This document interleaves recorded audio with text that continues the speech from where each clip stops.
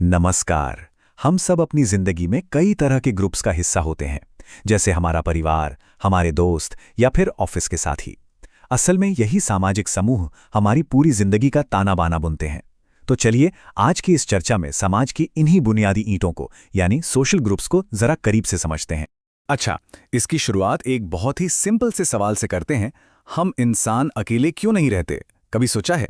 हजारों सालों से हमारा एक दूसरे से जुड़ना ही हमारी पहचान और तरक्की की वजह रहा है। और बस यही जुड़ाव, यही कनेक्शन सामाजिक समूहों को जन्म देता है।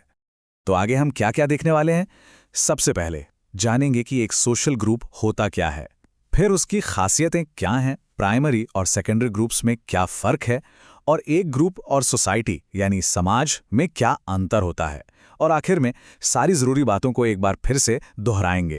तो चलिए सबसे पहले मुद्दे पर आते हैं। ये सामाजिक समूह या सोशल ग्रुप आखिर है क्या? हम रोज़मर्रा की ज़िंदगी में ये शब्द बहुत इस्तेमाल करते हैं, लेकिन सोशियोलॉजी में इसका एक बहुत खास मतलब है और उसे समझना ज़रूरी है। तो देखिए, एक सामाजिक समूह का मतलब है दो या दो से ज़्यादा लोगों का एक ऐसा कलेक्शन जो सिर्फ एक जगह इकट्ठा नहीं होते, बल्कि वो नियमित रूप से एक दूसरे से बातचीत करते हैं। उनमें एक हम वाली फीलिंग होती है, एक अपनेपन का एहसास, और उनका एक तौर तरीका, एक स्ट्रक्चर होता है। इसको समझने का सबसे अच्छा तरीका है इसकी तुलना एक भीड़ से करना।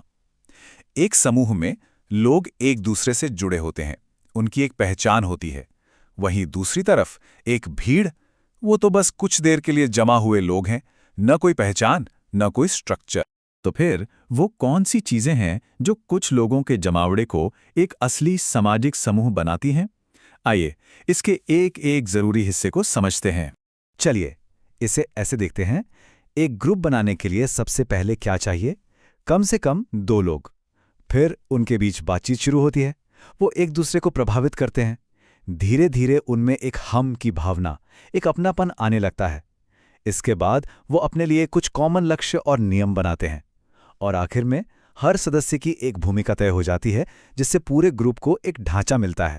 तो अब जब हम ये समझ गए हैं कि ग्रुप होता क्या है, तो ये देखना बड़ा दिलचस्प है कि हमारी जिंदगी में ये कितने अलग अलग तरह के होते हैं।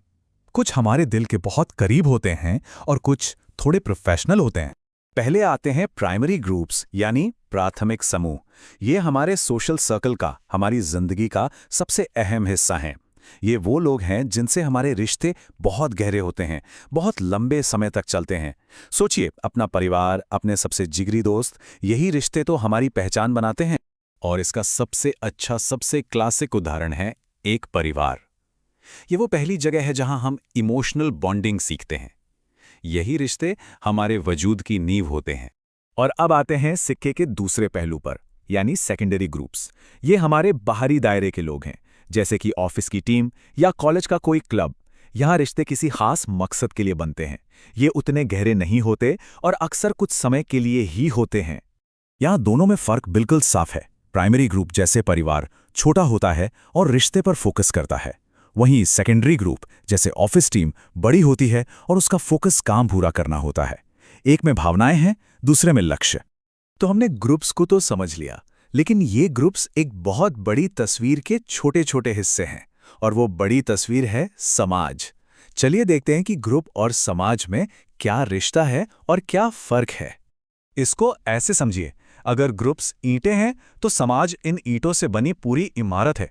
ग्रुप को हम देख सकते हैं जैसे क्रिकेट टीम, वो एक ठोस चीज है, जबकि समाज समाज तो उन सभी रिश्तों का एक फैला हुआ जाल है जो इन सारे ग्रुप्स को आपस में जोड़ता है। वो एक एहसास है। तो हमने ग्रुप की परिभाषा से लेकर समाज में उसकी जगह तक की बात कर ली। चलिए अब फटाफट से इस पूरी चर्चा की जो सबसे जरूरी बातें हैं उन्हें एक बार देख लेते हैं। तो याद रखने वाली सबसे अहम बात यह है कि सोशल ग्रुप्स ही वो जगह हैं जहां हमारी जिंदगी असल में जी जाती है। किसी भी ग्रुप के लिए तीन चीजें जरूरी हैं: बातचीत, हम वाली भावना और कॉमन लक्ष्य।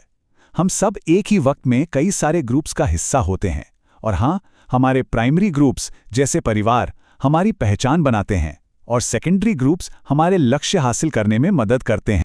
और ये सब हमें एक बहुत गहरे सवाल पर लाकर छोड़ देता है कि किसी भी इंसान को वो बनाने में जो वो है, आखिर किस ग्रुप का हाथ सबसे ज्यादा होता है, परिवार का, दोस्तों का, या किसी और ग्रुप का?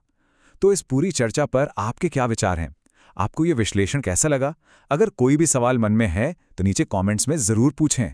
और हाँ, अगर कोई ऐसा टॉपिक है जिस पर आप चाहते हैं कि हम बात करें तो वो भी ज़रूर बताइएगा।